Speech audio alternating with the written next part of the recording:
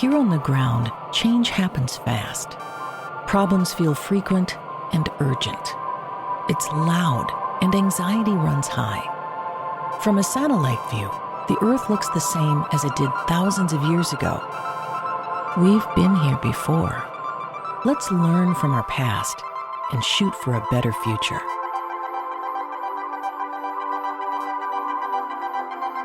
He's got such a strong base of, 30 or 40% of the Republican voters, or maybe more. It's going to be hard to knock him off as our nominee. If he became a nominee, I think he loses again. Would you support him if he's the nominee? Absolutely not. I voted to remove him from office twice, so... And if you can't recognize that voice, it's Mitt Romney talking about not supporting Trump. Welcome to this episode of A Satellite View. I'm Todd Mikkelson, your host, speaking at you from Sunday, February 18th. If you're not getting Republicans to support you as the Republican presidential nominee, who are you getting to support you?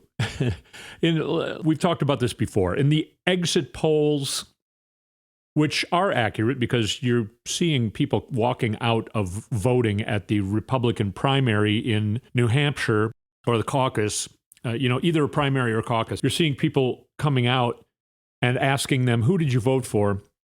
The people who said they voted for Nikki Haley then were asked the question, if Nikki Haley does not win the primary and Donald Trump ends up being the nominee, who will you vote for president? And in New Hampshire, 70% of those people who are hoping Nikki Haley becomes, these are Republicans, and these are the most engaged Republicans there are because they're actually at the caucuses and primaries. And 70% of Nikki Haley supporters will vote for Biden. They're not saying, I'm not going to vote for Trump. Maybe I'll write somebody in. Maybe I'll vote for a third-party candidate. They're all saying, I would definitely vote for Biden. Because they know that a vote for anybody other than Biden, if Trump is the nominee, a vote for anybody other than Biden will transform the United States into Nazi Germany of the 1930s. Here is another heavy Republican deputy campaign manager for John McCain's presidential campaign, also for Arnold Schwarzenegger's successful campaign in 2006. He also worked on the G-Dub's 2 campaigns and served in G-Dub's White House. This is Reed Gallen talking about the state of the Republican Party. I think that Republicans in those very Biden districts that you're talking about should have just said, you know what, a lot of us are probably done anyway. Let's cross over, give Hakeem Jeffries the gavel, get some things, real things done for the country in that time. Maybe it costs us our jobs, but you know what? It's going to help the country. I think that at this point, the Democrats may get the House back before this election anyway, just on the attrition rate going on. But I would also say this, the things that Johnson is holding up, whether or not it's Israel aid, Ukraine aid, the border, this March 1st deadline, these are things that have overwhelming public support. And the Republican Party, which is Donald Trump and Mike Johnson's Republican Party, are holding these things up almost single-handedly. I would also say that, only Republicans shut down the government. Democrats don't shut down the government. And every time they've done it, it works out badly for them. And if you go back to the fall of 2022, right, McCarthy knew they are hemorrhaging independent voters in the suburbs, especially in key districts and key states. That's not going to stop between now and November. That is Reed Gallen, a staunch Republican, worked for the Republicans. Now he's a part of the Lincoln Project, which, of course, are Republicans who are against Trump. He uses the term hemorrhaging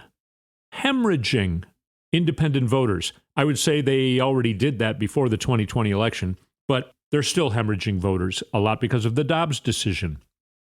As a matter of fact, another reason they're hemorrhaging voters in suburbs, independent, and Republican voters. The election that just happened this week, can you believe it? It seems like a month ago that this special election in New York, House District 3, less than a week ago, just this last Tuesday, the Democrat won, and this is the seat that George Santos, the Republican crazy guy, had. He got expelled from Congress, so there was a special election. The Democrat won, And everyone said, oh, it's going to be a squeaker. They were saying it all day on Tuesday. But it wasn't a squeaker. 54% to 46%. That's not a squeaker. That's a shellacking. And then people were asked when they came out, so who did you vote for? I voted for Thomas Susie, I think is how you say his name, the Democrat. Why? Well, I'm a Republican, but I'm sick of the Republicans holding up things. And because the Republicans blocked the border bill, I'm not voting Republicans anymore. So even the moves that MAGA Mike Johnson is making in Congress are turning Republicans not just against other Republicans, not just against Trump, against the Republican Party. And not just against the Republican Party, but for the Democratic Party. So we're talking about the GOP hemorrhaging their voters. In the meantime, the Democrats are overperforming still. So there was another special election in Pennsylvania House District 140 on Tuesday night. The Democrat got 67% and the Republican got 32%. Now, it is a Democratic district, but Biden won that by 10% in 2020. That is a 25% improvement. The Dem beat the Republican by 35%. All right? It's getting even more and more insane. Now, you hear me talk about people that I get my information from, which is why I tell you not to listen to the polls and things. There are ways of studying the polls, but you can't get scared by a single poll that comes out and says, oh, Biden's going to lose. You got to study all the polls. The polls are getting tighter. So the methods used by some of the people that I get my information from are getting a little bit more reliable. But still, you also got to keep in mind that still Gen Z is probably not a part of the polling. Now, I want to introduce you to Alan Lichtman. He, in 1981, came up with a method of predicting presidential elections. And he says, it doesn't matter what happens in the campaign. There are certain keys, and they're either there or not. One of the main keys is your nominee an incumbent? Like in this case, Biden is the incumbent. That's a huge, huge, huge win. Another one is, the economy. Another one is foreign policy. Another one is, are people feeling safe about foreign policy?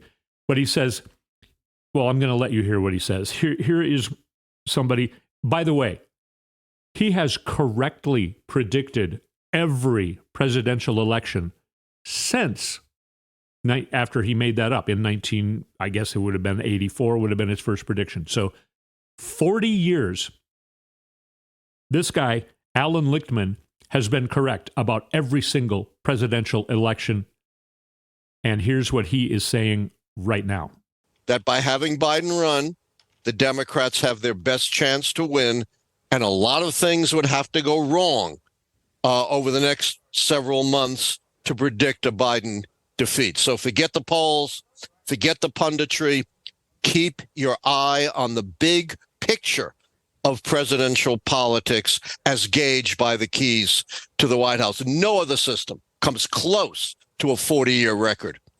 Professor Alan Lichtman, polling guru, a distinguished professor of history at the American University, author of The Keys to the White House, which has produced the right prediction for the winner of each presidential race over the last 40 years. I thought I'd let that woman speak because, she's anytime anybody's using an English accent on a show, it makes the show seem smarter, right? So I thought I'd let her repeat some of the things I said.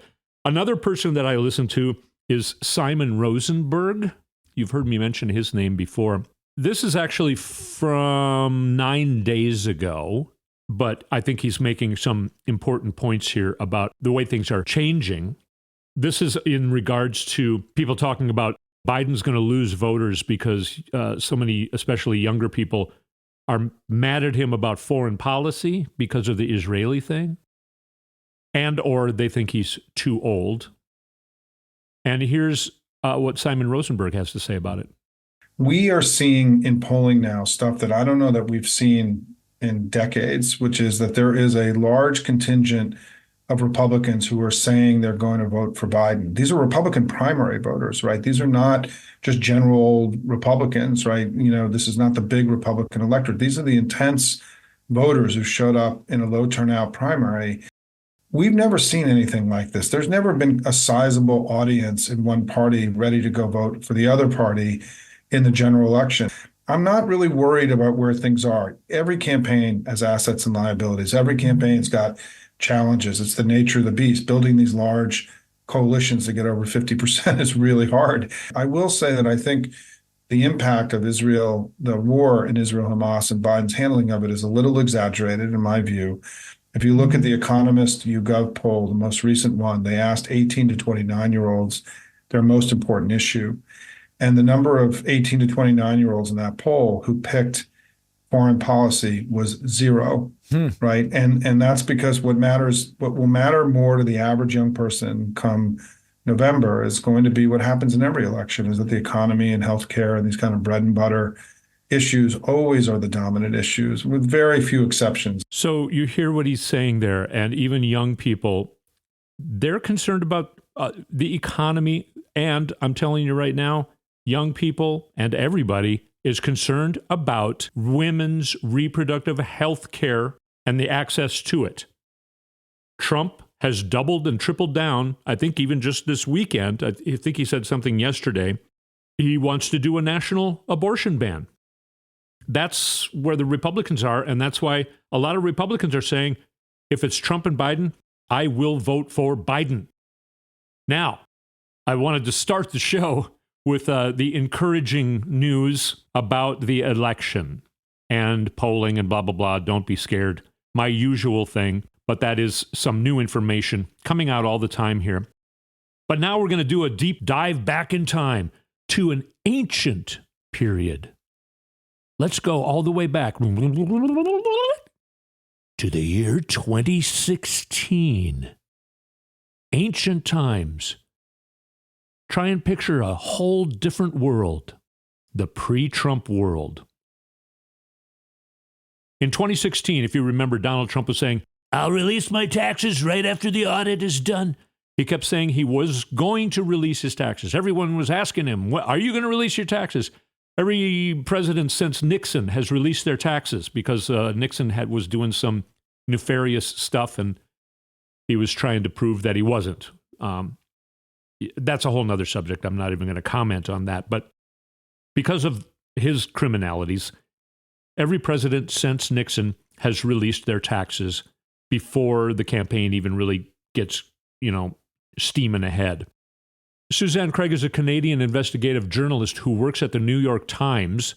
She was the reporter to whom Donald Trump's 1995 tax returns were anonymously mailed during the 2016 presidential election. In 2018, she was an author of the New York Times investigation into Donald Trump's wealth that found the president inherited hundreds of millions of dollars from his father, not just a small loan of only $1 million. By the way, would you consider a loan of $1 million to be small? My father just had kind of a small business in the outer boroughs, and he lent me $1 million, and I turned it into... What he said he turned it into was a lie. Actually, he squandered it. And it wasn't $1 million. It was hundreds of millions of dollars. And some of that was through fraudulent tax schemes. On October 1st, 2016, the New York Times published an article co-authored by Suzanne Craig, which stated that Donald Trump had reported a loss of $916 million in 1995. That's almost $1 billion 30 years ago. I don't have the charts in front of me to know how much in today's money that would be. He reported a loss in 1 year of $916 million in 1995, which could have allowed him to avoid paying income taxes for up to 18 years. In subsequent television interviews, Suzanne Craig identified herself as the reporter who had received a portion of Donald Trump's 1995 tax records in her mailbox from an anonymous sender. In 2019, she and two other reporters shared the Pulitzer Prize for explanatory reporting for an exhaustive 18-month investigation of President Donald Trump's finances that debunked his claims of self-made wealth and revealed a business empire riddled with tax dodges. On September 27, 2020, she and others further reported on Trump's tax record, exposing that Trump paid $750 in federal income tax during 2016. Not $750,000, $750. Probably less than you paid. And he paid no income taxes at all in 10 of the previous 15 years. So Suzanne Craig got caught up in this rabbit hole. She started to look into this, and the more she would discover, the more she would dig in. And it ended up leading the New York Attorney General, Letitia James, into investigating. She saw this reporting that Suzanne Craig was doing, and she was like, okay, now I'm going to look into this. And you hear Trump trying to disparage Letitia James. I would point out that Letitia James also, in early March 2020, her office began to preliminarily investigate allegations of COVID-19 related neglect of residents in nursing homes. That was under Andrew Cuomo. She also, on August 3rd, 2021, James's office released a report finding that Cuomo engaged in multiple acts of sexual harassment. That led to him resigning. She doesn't just go after Trump. She's not only a Trump hater. She only got in because she won her election saying she's going to get Trump. Well, she also got Andrew Cuomo. So finally, in 2022, in Letitia James' capacity as New York Attorney General, she filed a civil lawsuit against the Trump Organization and worked alongside the Manhattan District Attorney's Office in its criminal investigation of the organization. On February 16th, 2024, just this last Friday, Letitia James was victorious in the fraud case against the former president. The 92-page ruling that came down under Judge Arthur Engoron, it bars Mr. Trump from operating his business in New York for 3 years, and it fined him more than $350 million. Now, I want to say a few other things that it also did. He can't take out loans like he did to meet the Trump University ruling. If you remember, I believe that was in 2016 as well. He had to pay $25 million because he got sued about the Trump University. But he was able to get a loan from somebody to put up the money to pay that. He can't do that now. He can't take out a loan from any lender that is licensed in New York. And all the big lenders, including Deutsche Bank, his favorite lender, who's been investigated for fraud themselves a lot over the years, they're licensed in New York. A lot of banks that don't even exist in New York are licensed in New York. Trump cannot take a loan out from any bank that's licensed in New York, which means basically he can't take a loan out. So we already said he can't operate in New York. He can't take loans out. He also has to pay taxes on any sales he makes. So if he's like, okay, I'll sell this apartment building and I'll try and raise $750 million. Well, he's going to have to pay taxes when he gets that 70, whatever he pays or sells that building for. And that's a chunk. So if he sells something for $1 million, he's going to only get $700,000 because he's got to pay taxes like we all do. And now he does too, because he has a babysitter. And Trump's lawyer complained about this babysitter, Judge Barbara Jones, who is the independent financial monitor.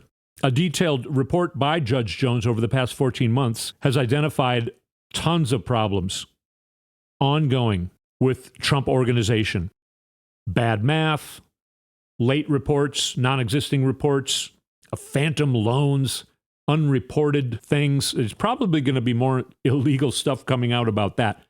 But you also got to keep in mind The court did not appoint Judge Jones randomly or arbitrarily or by happenstance. Rather, she was the only one of the three candidates that both sides proposed for the position of independent monitor. However, after she issued her scathing January 26, 2024 report, quite critical of defendants' financial practices, defendants changed their tune.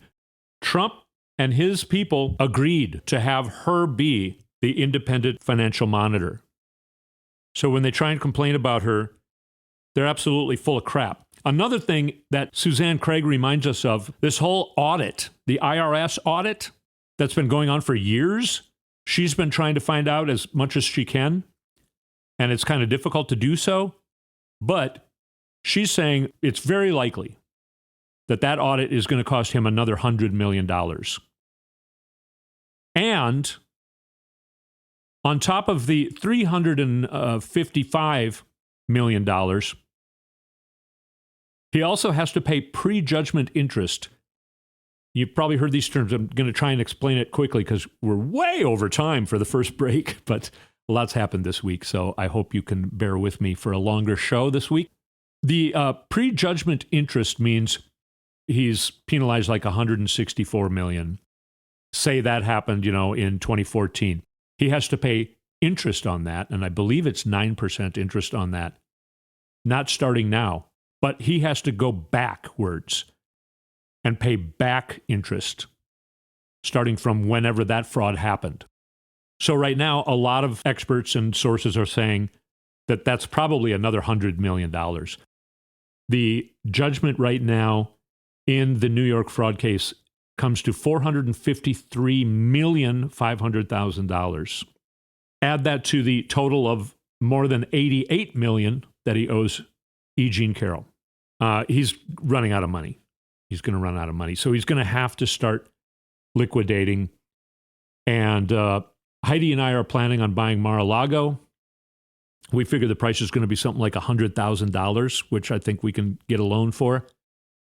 And we're going to make it into a rock band / slot car racing / UFO themed resort. I'm going to change the name from Mar-A-Lardo to the crash site. And so it's going to be, there's going to be a crashed UFO in the side of it. And then when you go inside the building, then you'll see the damage with, probably a dead alien there inside the flying saucer. And then underneath that beautiful piece of art, you'll be able to do slot car racing. I've always wanted to have a slot car racing. I'm getting older and I still don't have a slot car racing room, because everyone else in my life, of course, thinks it's totally, pretty much everyone else in the world thinks it's totally obnoxious.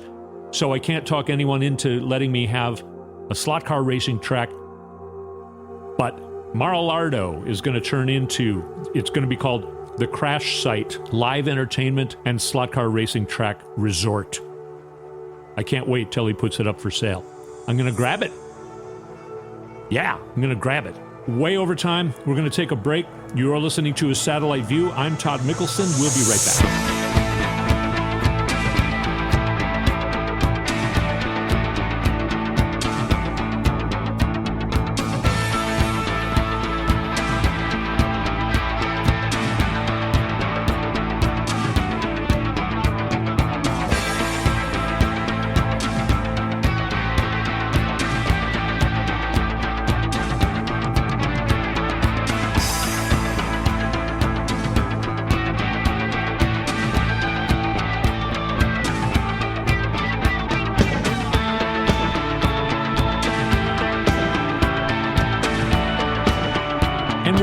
A Satellite View.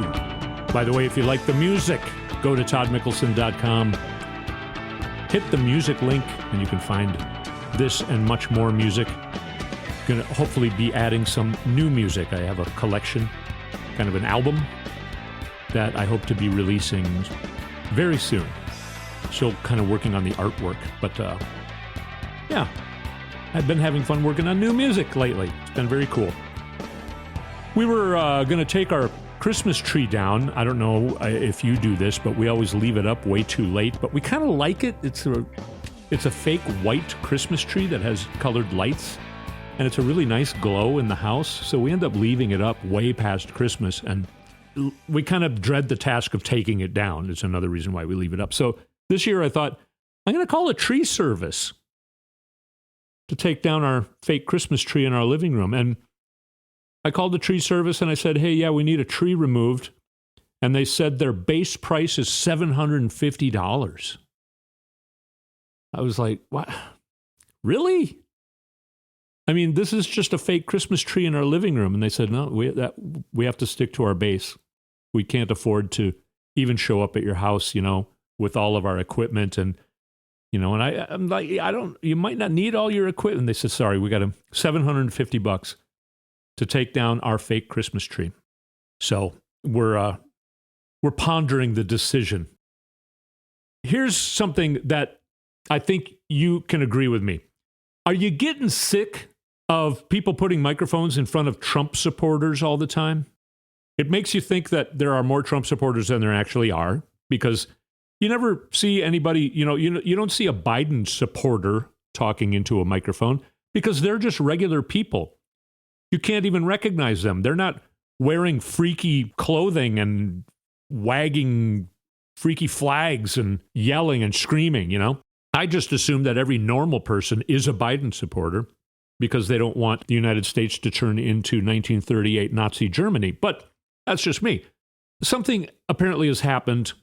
I don't really follow the show, but I do like it. I've seen it very little, and what I have seen of it, I like. Larry David's show called Curb Your Enthusiasm. I've heard some people getting uppity about it this week, especially like Marjorie Taylor Greene. Apparently, he makes a lot of fun of MAGAs on his show, and the MAGAs are like, we're going to boycott New York! And New York doesn't care. Apparently, Larry David was on a little panel, and he got asked this question, and then you can hear Larry David's answer. This is a little bit of a political question, but obviously a big part of this show is the MAGA hat. For the first show, yeah. Right.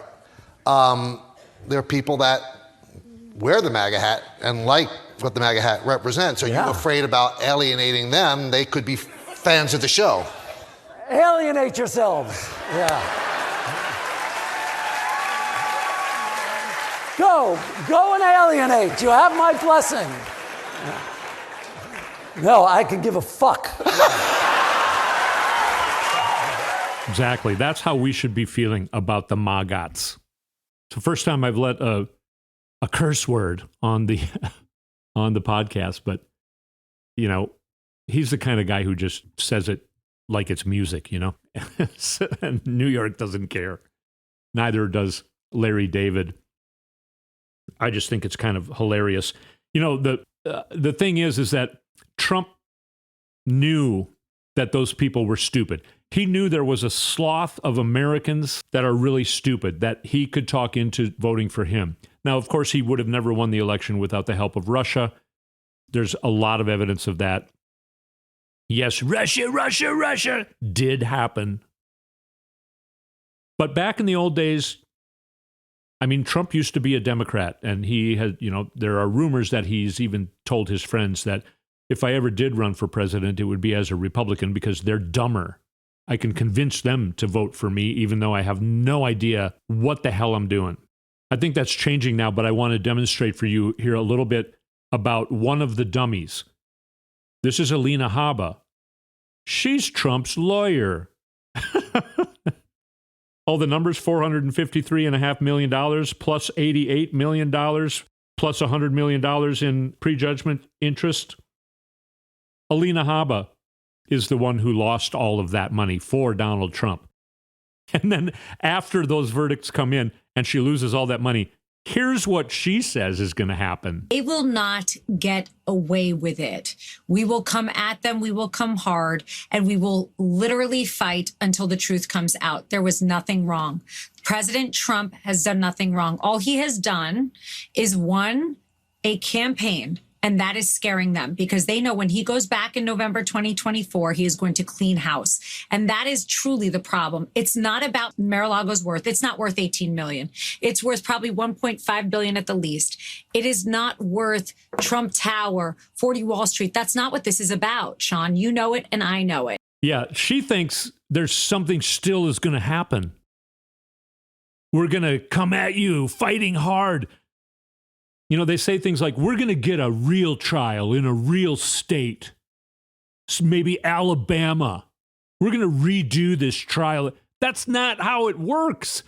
You call yourself a lawyer?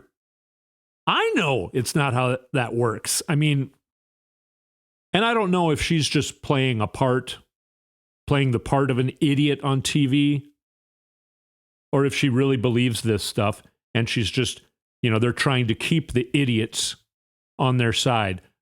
But the problem is there aren't enough idiots. There used to be people who were less engaged. Trump got votes from people who were less engaged in 2016. And then the reason he lost by even more in 2020, because he did lose in 2016 by 3 million votes, but of course he won the Electoral College. 2020, he lost the Electoral College handily, and he also lost the popular vote by even more, 7 million votes. And that's because people have been becoming more and more engaged and more educated on politics and the law and how courts work. So they're not falling for GOP's antics, like Biden's age. All it's doing is making people say, you know what? I don't care how old he is. The economy's great. He pulled us out of a pandemic. All the other countries are having a lot of struggles trying to recover from the pandemic. We're not. We got the best economy in more than 50 years. Historic climate change, gun safety. The list is long. And Trump's only 3.5 years younger. And he's obviously way less healthy. And he's obviously got to losing his mind. Biden did a press conference.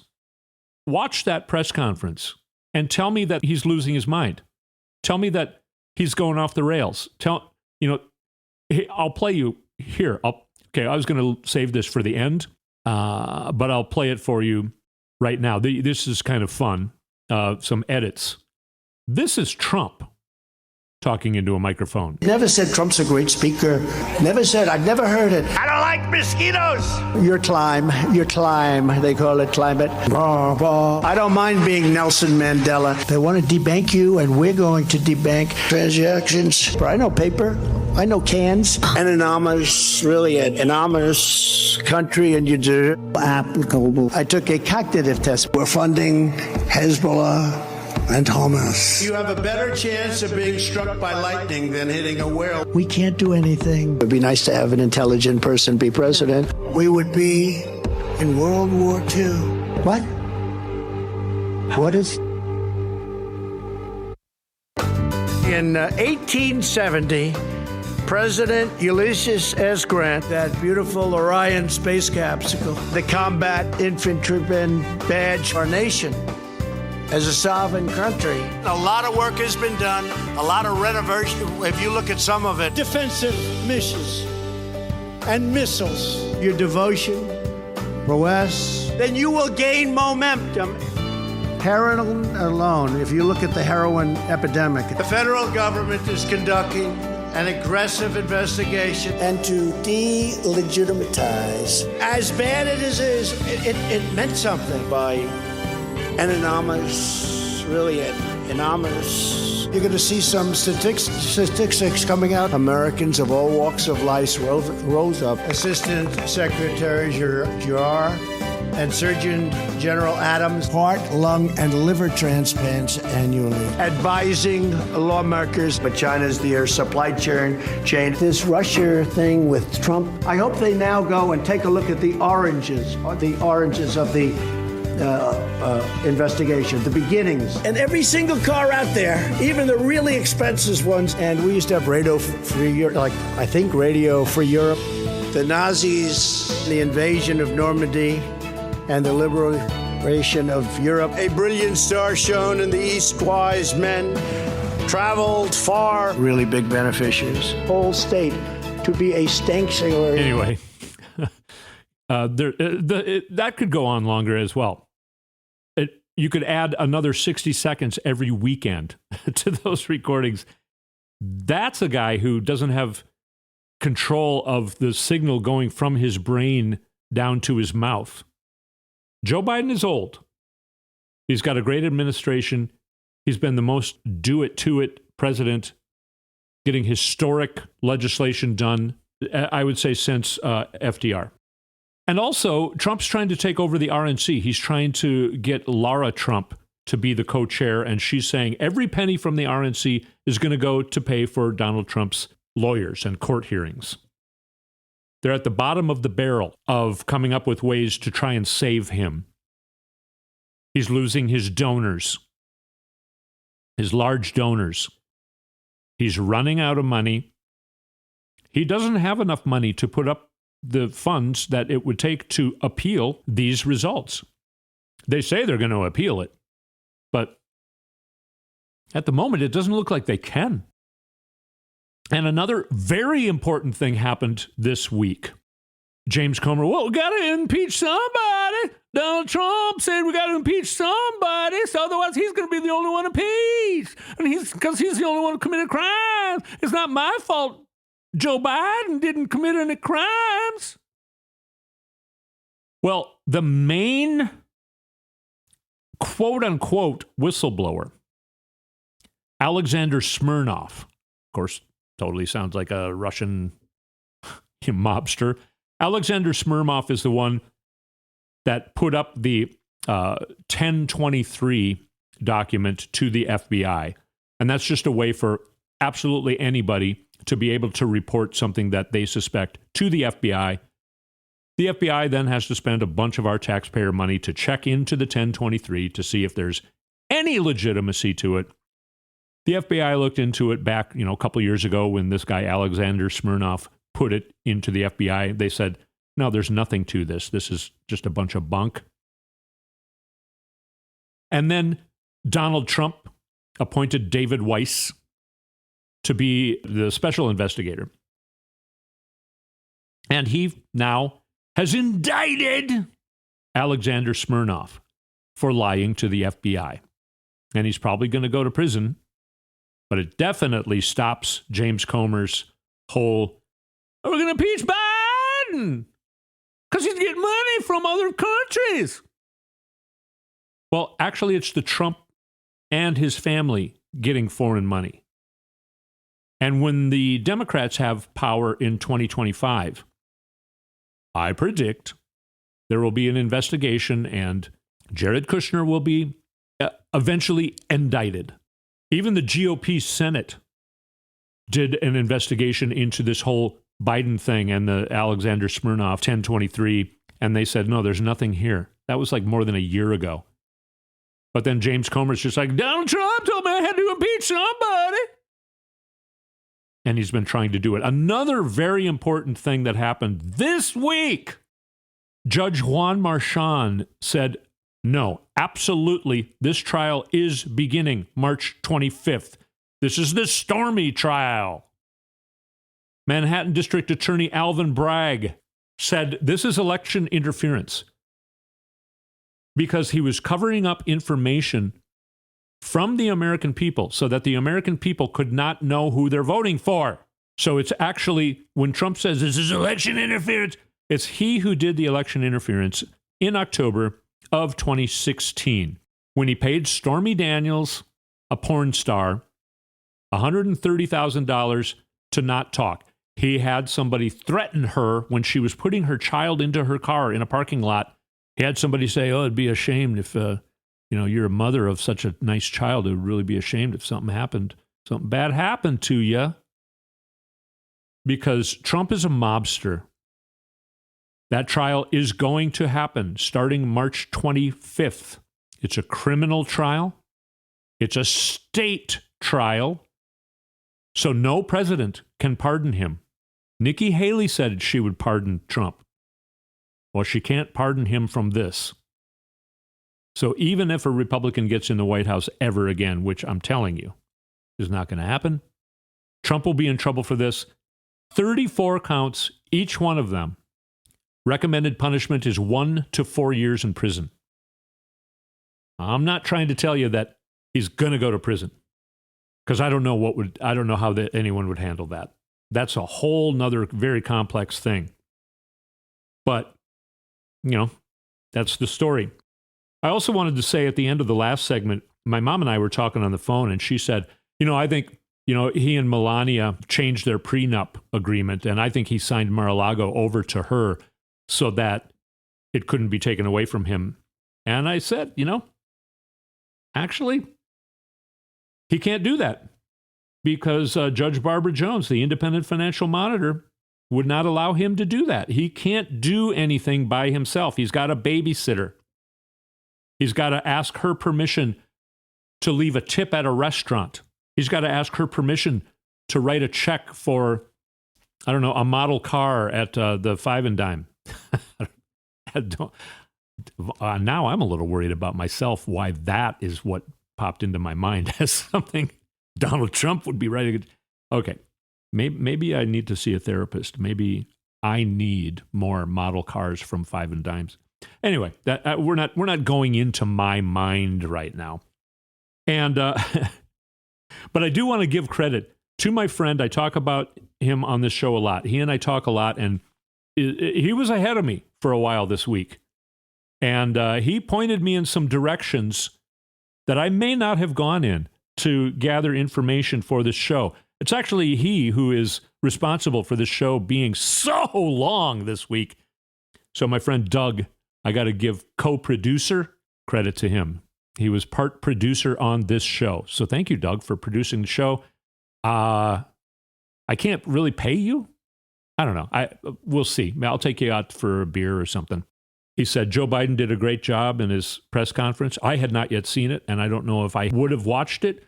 Doug pointed me in the direction of that, and he was right. We're way over time. Thank you so much for sticking with me. We're sticking together so that we can keep each other sane during this election year.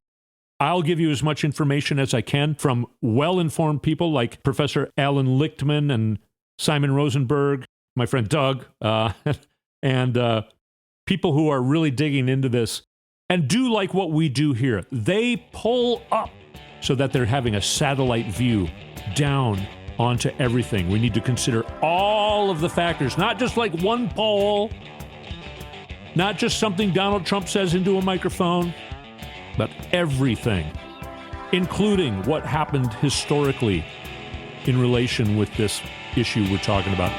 We're going to keep each other sane, and we're going to stick together so that we can help each other argue for what is good and argue against what is bad. Again, thank you so much for listening. We'll talk to you next week.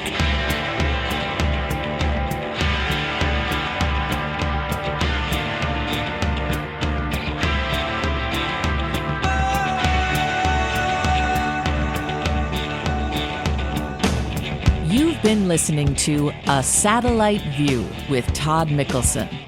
Go to toddmikkelson.com for links and more information.